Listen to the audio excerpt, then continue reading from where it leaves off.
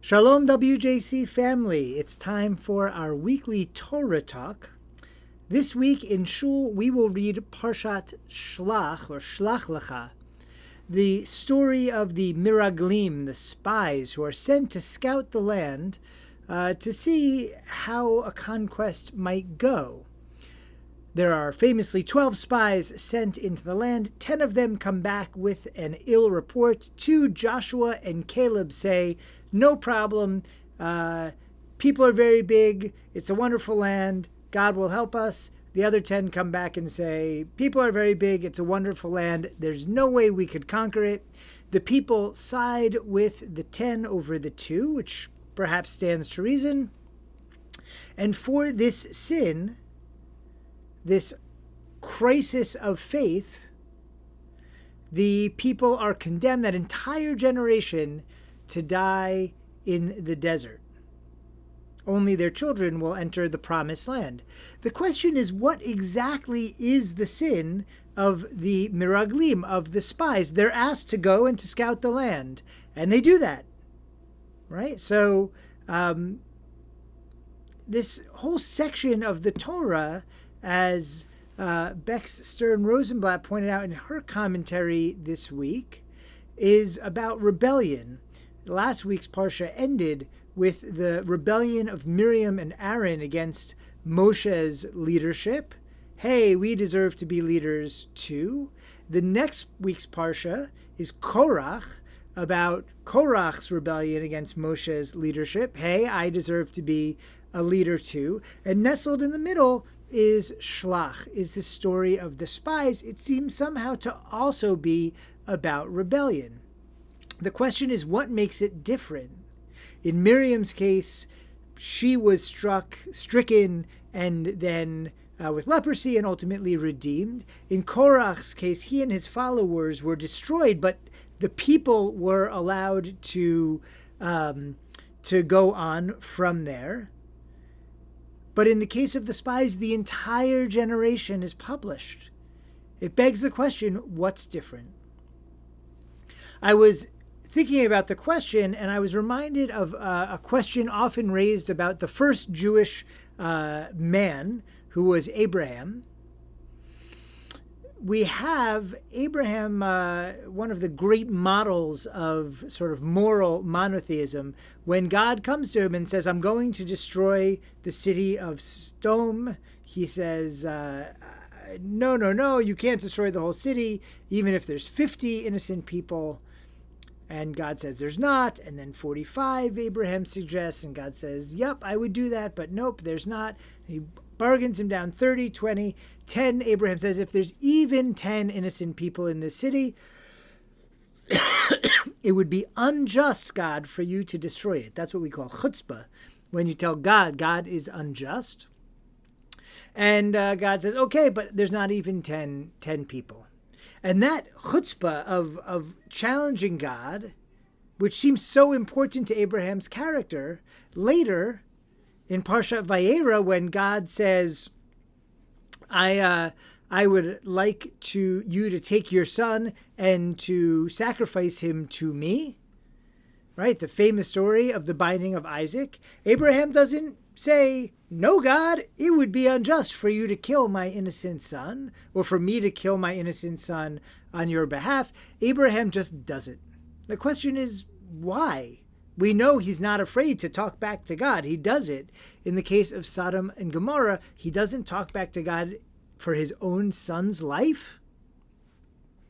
One of the popular answers among the commentators to this question is, when God tells you, hey, I'm going to go destroy this city, you can say, no, don't do it. But when God gives you a mitzvah, when God gives you a command, hey, go sacrifice your son, there's no talking back. And you must listen to God when God gives a direct order. Coming back to our story, the difference between Miriam and Korach and the spies, perhaps, as Bex Stern-Rosenblatt points out, is that in this case of the spies, God is given a direct order. right? Go and conquer the land. When the spies come back and say, this land is unconquerable, they are not rebelling against Moses the way Miriam and Aaron do, the way that Korach does. They are rebelling against God. And that you just don't do. All of this begs a question. I think the liminal question for us today, maybe the most important question. The Miraglim, they were punished because God told the people that their entire purpose was to conquer the land. That's why we left Egypt. It's never, I rescued you from Egypt just to go and have a party in the desert. It's, I rescued you from Egypt to bring you to this land, a land flowing with milk and honey. There, God and the Jewish people are to have a special relationship. So the question that we have to ask ourselves today, we don't have the privilege of the people of the Torah. It might not be so easy for us to hear exactly what it is God wants from us in the world. Maybe on a grand scheme, be good people, take care of each other, etc., etc. But, as me, individual person, how do I know what it is that God wants from me? The whole backbone of this faith is built on the idea, Shema Yisrael, listen, Jewish people. A lot of times we listen and it's very hard to hear. Judaism as a faith, as it has grown from this point forward, from the point of the Torah forward, is very much built on the idea of how to hear, how to sense God in the world, even when God might seem distant or far away. The ways to do that are so many, whether it's studying Torah, visiting Israel and experiencing the special relationship between the Jewish neshama and God in that land, whether it's prayer, real prayer, kavanic prayer, a prayer that leads to awareness of God, whether it's through mitzvah, through deeds, through pursuing justice, through pursuing healing, through taking care of others.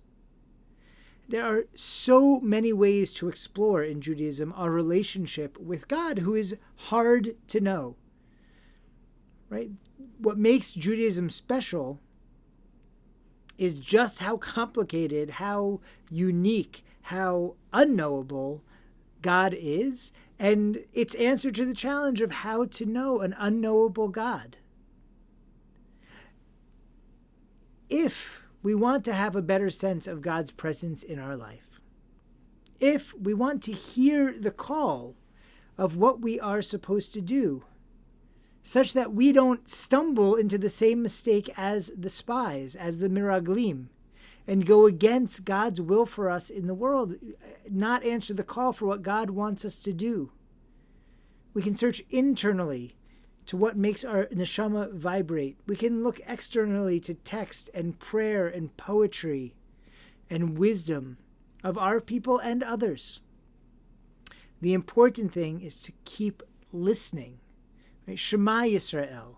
Listening is an active task. We need to set our ears and our minds and our hearts and our neshamas to hear God in the world, to sense that which we can't see, that which we can't touch, but that which we can sense, that which perhaps we can hear. And when we do that, hopefully, we start to understand our place. We start to understand the interconnectedness of us and others, and ultimately we are able to move forward on a path that God intends for us, helping to complete something important in this world, something we may not understand even consciously, but something that we are meant to do. May we all have that sense of hearing God in our lives. May we have that sense of purpose and intention.